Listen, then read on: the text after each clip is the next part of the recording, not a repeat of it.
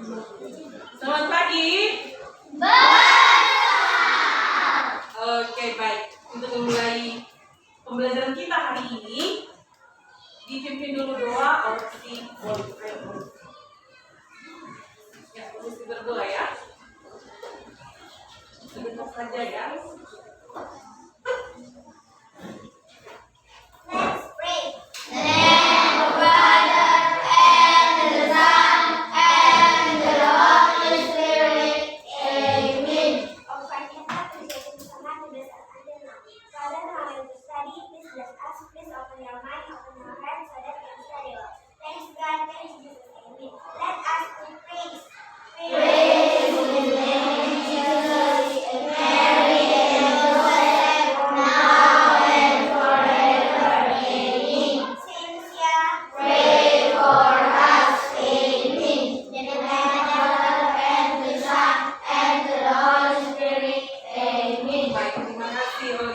Oke, selanjutnya bertanya dulu, ada yang absen hari ini? Hadir semua? Ada yang sakit? Ada yang tidak makan? Ada yang lapar? Atau ada yang mengantuk? Joyce, semangat Joyce. Joyce, semangat. Semangat ya. Oke, baik. Kalau semangat, ibu juga semangat. Terima kasih karena kalian sudah semangat. Nah, hari ini ibu mau bertanya dulu tentang sebelum materi ini. Ibu tanya dulu, kira-kira menurutmu apa kemarin itu yang disebut dengan energi? Raise your hand. Apa itu energi? Coba si Gena deh, Gena. Energi adalah kemampuan untuk melakukan suatu hal.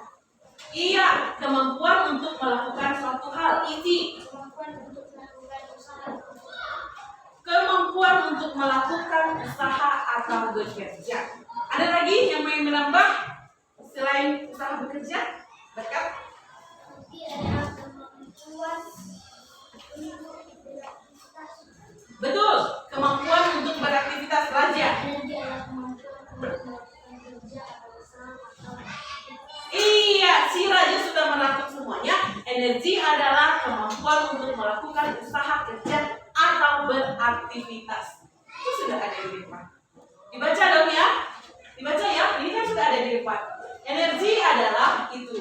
Nah, itu sekilas tentang apa yang kamu ketahui tentang energi. Maka hari ini kita akan masuk ke tema kedua, tema 1, yaitu sumber energi.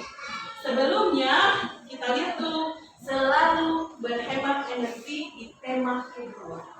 Ya, kita sudah tahu apa itu yang namanya energi. Yang tadi kita sebutkan, energi adalah kemampuan untuk melakukan kerja. Energi dihasilkan oleh sumber energi. Kira-kira, Reinhold, apa sumber energi yang kamu ketahui?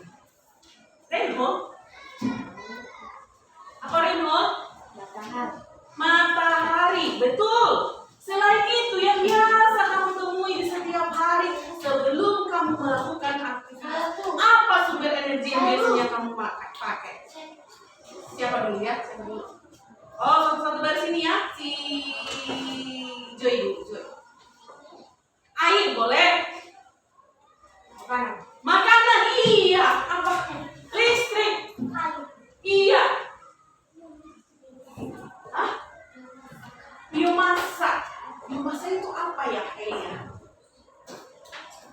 Apa itu ya biomasa? Nah, kalau misalnya kita melakukan pekerjaan, otomatis kita yang namanya membutuhkan energi. Tanpa makan kita tidak bisa melakukan energi. Betul atau salah? Betul ya. Kalau misalnya kamu tidak makan dari rumah, hari ini kamu pasti loyo, alias tidak semangat, alias pengen tidur. Karena apa? Tidak ada energi yang masuk ke tubuhmu untuk bisa kamu kelola, kamu gunakan untuk melakukan aktivitas. Nah, selanjutnya katanya, nah ini tadi yang kalian bilang tadi, sumber energi terbesar bagi bumi adalah matahari. Matahari merupakan sumber energi panas dan cahaya. Misalnya, saya mau menjemur kain, tapi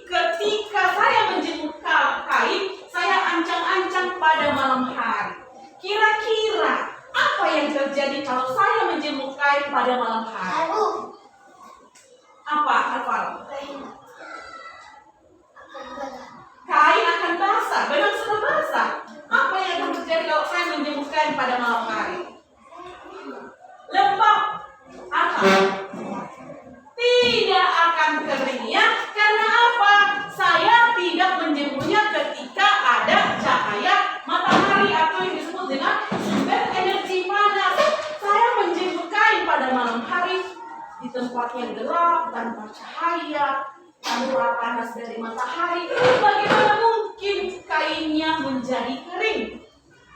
Mungkin nggak? Tidak Mungkin Raja? Nggak mungkin ya, karena apa? Ini tadi tidak ada yang namanya sumber energi panas dan cahaya. Selanjutnya kita lihat contoh manfaat matahari sebagai sumber energi.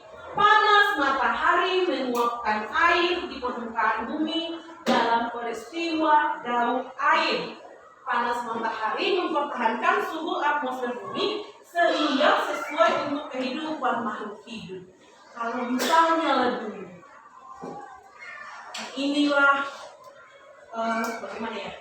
Matahari ada di ujung sana. Itu disebut si Jonathan Situmorang ada di sini. Bagaimana rasanya? Panas ya? Panas ya? Terbakar ujung-ujungnya dia. Kalau misalnya kamu nyalakan api, kamu berada di dekat api, kedinginan tidak? Yang ada apa? Terbakar kepanasan. Nah di sini panas matahari ini mempertahankan suhu atmosfer bumi sehingga sesuai untuk kehidupan makhluk hidup. Artinya tidak terlalu panas, tidak terlalu dingin, dia menyesuaikan dengan keadaan di atmosfer bumi. Apa itu atmosfer? Apa itu atmosfer? Pernah dengar? Pernah apa Jonathan Simanjuntak? Apa itu atmosfer? Lapisan yang menyelimuti bumi. Pernah dengar? Itu yang disebut dengan atmosfer. Nah cahaya matahari tadi dia menyesuaikannya ke atmosfer bumi sehingga bumi dapat kamu tempati. Seandainya bumi sangat panas tidak mungkin ada kehidupan. Semua mati. Ya Joyce? Nah selanjutnya ini salah satu fungsi dari energi cahaya matahari tadi ini. Apa ini? Enggak ikan ini. Ini ikan ya? Ngapain ikan di situ dibuat? Dijemur ya? Supaya apa? Supaya kering. Menggunakan apa?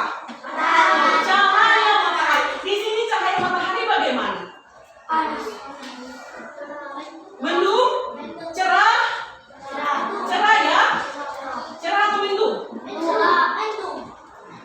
Oke lah, baiklah. Cerah atau mendung, yang penting dia sedang menjemur ikan supaya tujuannya adalah kering dengan menggunakan energi cahaya matahari. Nah ini dia. Cahaya menerangi permukaan bumi. Cahaya dimanfaatkan tumbuhan untuk proses fotosintesis. Apa yang dimaksud dengan proses fotosintesis? Gina? Proses pembuatan makanan pada tumbuhan. Iya, proses pembuatan makanan pada tumbuhan. Proses yang dialami tumbuhan. Ya, sama ya. Proses yang dialami tumbuhan untuk membuat makanan. Ini ya, cahaya matahari dimanfaatkan tumbuhan untuk proses fotosintesis. Selanjutnya kita melihat bagaimana tentang cahaya energi tadi kita olah menjadi informasi dalam bentuk peta pikiran. Mengolah informasi adalah mengolah sumber data berupa gambar atau teks menjadi sebuah informasi yang jelas. Artinya, ketika kamu tadi menjemur ikan, kamu sudah memberikan informasi yang jelas bahwasanya ikan akan kering dengan menggunakan sumber energi yaitu cahaya matahari. Misalnya tadi, kalau misalnya kamu lapar, kamu membutuhkan apa? Makanan sebagai sumber energi bagi tubuhmu, sehingga kamu bisa melakukan apa? Aktivitas. Salah satu cara mengolah informasi adalah dengan mengidentifikasi informasi dalam bentuk teks. Tadi kita menggunakan informasi apa? Tadi kita menggunakan cahaya matahari, informasinya untuk mengeringkan ikan. Kita menggunakan sumber energi cahaya matahari supaya ikan menjadi kering. Nah, di sini cara mengidentifikasi informasi dalam teks petunjuk membaca intensif atau memindai. Di sini dia. Nah, coba kamu cek, kamu lihat dulu gambar di depan. Kamu perhatikan dulu gambar ini. Di sini ada seorang ibu, ada tumpukan sampah, ada plastik. Dia sedang ngapain di sini? Mengungut sampah. Nah, di sini merupakan sebuah informasi. Informasi apa yang bisa kita terima dari gambar ini? Coba dulu kamu Jonathan sebagai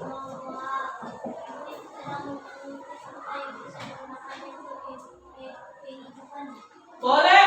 Ibu itu sedang memungut sampah. Mungkin ibu ini memulungnya, mencari, mengais sampah mana-mana saja yang bisa masih digunakan dia untuk melanjutkan hidupnya. Ada yang memberikan pendapat yang lain?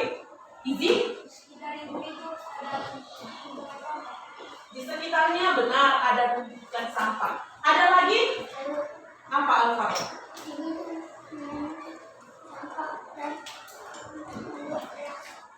Untuk membuat kreasi, kita tidak tahu ya, tapi mungkin seperti itu. Dia mencari-cari sampah untuk melakukan mengolahnya menjadi bentuk-bentuk yang lebih berharga, yang bisa dimanfaatkan untuk kehidupannya. Nah, di sini setelah tadi kita mengelola sampah, mengelola informasi lewat gambar yang ini, kita mengetahui gagasan pokoknya sesuai dengan gambar, kita masuk ke apa yang menjadi hak dan kewajiban kita di masyarakat. Setelah kita tadi menerima sumber energi dalam bentuk makanan, kemudian kita dapat mengolah informasi. Sekarang kita lihat apa saja hak dan kewajiban kita di masyarakat. Kamu baca dulu Jonathan Situmorang, apa itu katanya di depan? Hak dan kewajiban di masyarakat. Setiap manusia memiliki hak dan kewajiban dalam memanfaatkan sumber daya alam, misalnya air, untuk berbagi keperluan. Dua hak adalah segala sesuatu yang didapatkan oleh manusia sejak dalam kandungan. Iya, hak adalah segala sesuatu yang kita terima sejak dalam kandungan. Kewajiban adalah segala sesuatu yang bisa kita laksanakan, yang harus kita laksanakan. Nah, di sini hak kita dalam memanfaatkan air. Yang pertama adalah hak mendapatkan air bersih. Kalau kamu Jeremy, untuk makan kamu menggunakan air yang sudah terkontaminasi, air yang sudah tercemar, kira-kira kamu sehat tidak? Masa? Kalau misalnya kamu meminum air yang kotor, apa efeknya untuk tubuhmu? Sakit. Sakit apa yang biasanya kita terima kalau kita meminum air yang kotor? Evan? Sakit perut, diare, mencret. Nah, kalau misalnya sudah sakit, bisa melaksanakan aktivitas?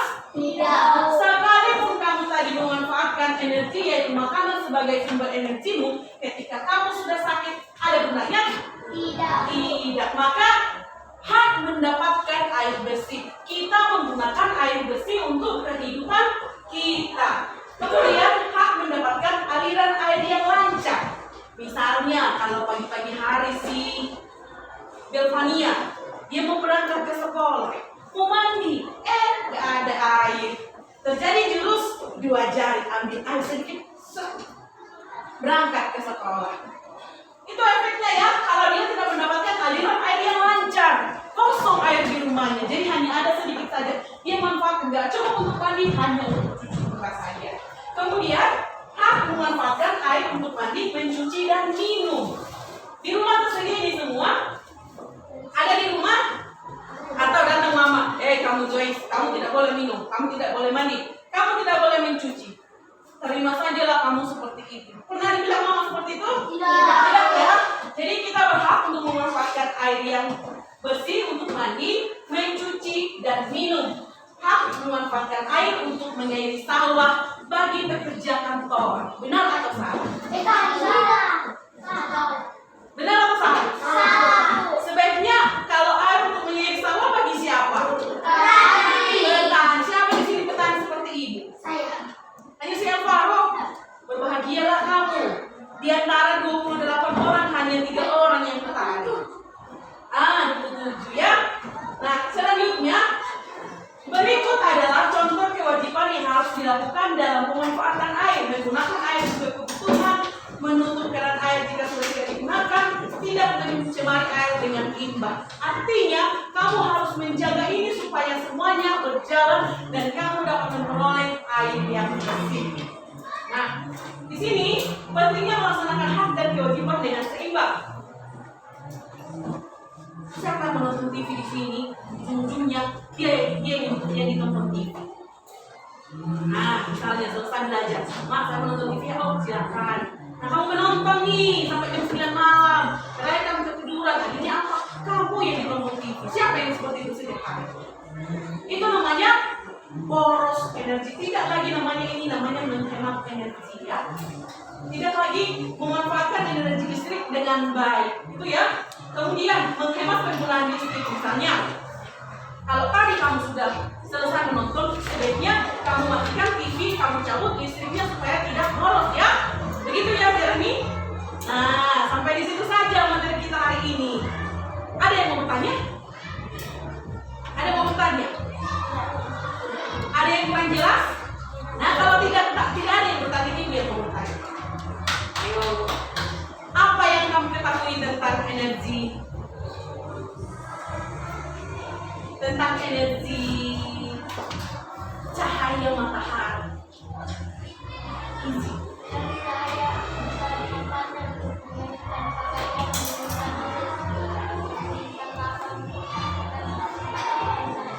Oke ya, energi cahaya matahari bisa kita gunakan untuk mengeringkan baju, menjemur ikan, dan berbagai kegiatan-kegiatan yang lainnya dalam kehidupan sehari-hari. Ibu harap kalian mengerti tentang apa itu sumber energi, seperti apa itu sumber energi, kemudian bagaimana mengelola informasi dengan baik dan benar, kemudian apa hak dan kewajibanmu di dalam kehidupan masyarakat, termasuk dalam menghemat energi tadi. Jangan kamu menonton, terakhir jadi TV yang menonton kamu ya. Jangan kamu misalnya mencharger HP, selesai kamu charger HP-mu, kamu gantungkan saja chargernya. Itu tetap berjalan. Itu tetap memboros-boroskan energi namanya ya. Mengerti ya sampai di situ ya? Mengerti ya? Mengerti kau Jeremy? Apa yang kamu mengerti Pak? Nah, oke ya. Demikian untuk materi kita hari ini. Semoga kalian kembali membahas ya, kembali di rumah, mengulang-ulanginya semoga semakin mengerti. Baik ya, kita tidak proses tidak proses. Oke, ambil sedikit saja kertasmu. Hanya satu pertanyaannya. Ibu ini untuk tambahan nilai ya. Oke, sebentar saja, cepat saja 2 menit. Sebentar saja. Yang punya kertas sedikit siapa? Lebih. Kasih sama teman. Cepat. Oke, apa yang kamu ketahui? Apa yang dimaksud dengan energi? Ya, tuliskan namamu. Apa yang dimaksud dengan energi? Ya, cepat. Sudah mau selesai. Apa yang dimaksud dengan energi? Mari. Yes.